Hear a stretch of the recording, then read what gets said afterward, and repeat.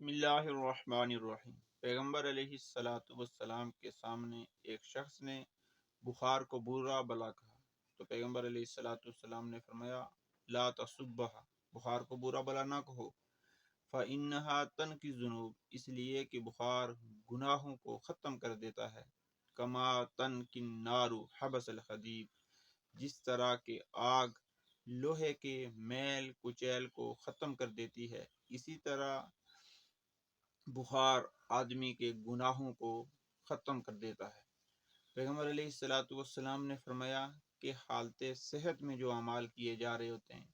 حالت بیماری میں وہ اعمال نہ کر سکنے کی وجہ سے اللہ پاک ان اعمالوں کا ثواب بغیر کیے عطا فرماتے ہیں۔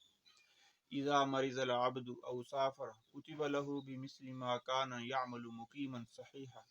جب آدمی حالت مرض میں ہوتا ہے یا حالت سفر میں ہوتا ہے اور وہ حالت اقامت میں اور حالت صحت میں جو وہ اعمال کر رہا ہوتا ہے، اور حالت بیماری میں اور حالت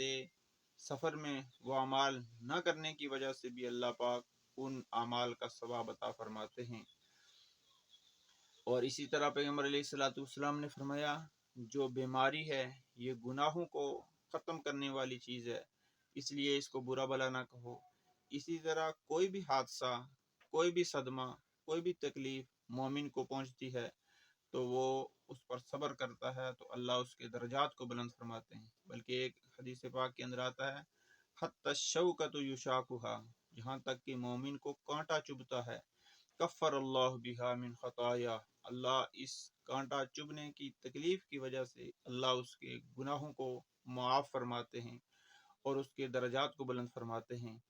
ایک اور حدیث پاک کے اندر آتا ہے من یرد اللہ بہ خیرا یصب منہ،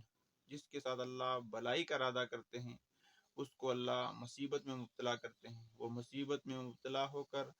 صبر کرے گا اور اللہ سے عافیت مانگے گا، اور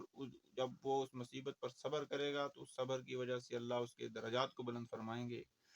اور جب وہ مصیبت میں جزا فضا کرتا ہے، چیختا ہے، چلاتا ہے اور اسی طرح شکوے و شکایت کرتا ہے تو وہ بیماری اور وہ صدمہ اور وہ حادثہ اور وہ تکلیف اس کے لیے زحمت بنتا ہے اور اس کے لیے عذاب بنتا ہے۔ تو مومن کی طرف متوجہ ہونے والا ہر صدمہ، ہر بیماری اور ہر حادثہ وہ اس کی درجات کی بلندی کا سبب بنتا ہے، اور وہ اس کو اس مصیبت میں صبر کرے، اس صدمے میں صبر کرے تو اللہ پاک اس کے درجات کو بلند کرتے ہیں۔ اور اسی طرح مومن شخص کی طرف متوجہ ہونے والے تمام حوادثات وہ اس کی بلندی کا سبب بنتے ہیں۔ اس لیے ضروری ہے یہ بات کہ مومن اور مسلمان اگر وہ کسی حادثے سے لاحق ہوتا ہے، کسی بیماری سے دوچار ہوتا ہے، کسی مرض سے دوچار ہوتا ہے تو اس کو صبر کرنا چاہیے اور اس کو اس پر ملنے والے اجر و ثواب پر نظر رکھنی چاہیے۔ اللہ پاک اس بیماری کی وجہ سے، اس صدمے اور مصیبت اور تکلیف کی وجہ سے اللہ اس کے گناہوں کو ختم فرما رہے ہیں اور اس کے درجات بلند ہو رہے ہیں، اور وہ اس بات پر امید رکھے کہ اللہ پاک اس کے گناہوں کو معاف فرمائیں گے۔ تو ہم سب کو اللہ پاک ان اعمال پر عمل کرنے کی توفیق عطا فرمائیں، بیماری میں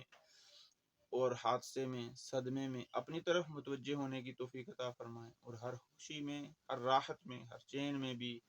اللہ اپنی طرف متوجہ ہونے کی ہم سب کو توفیق عطا فرمائیں۔ وما علینا الا البلاغ۔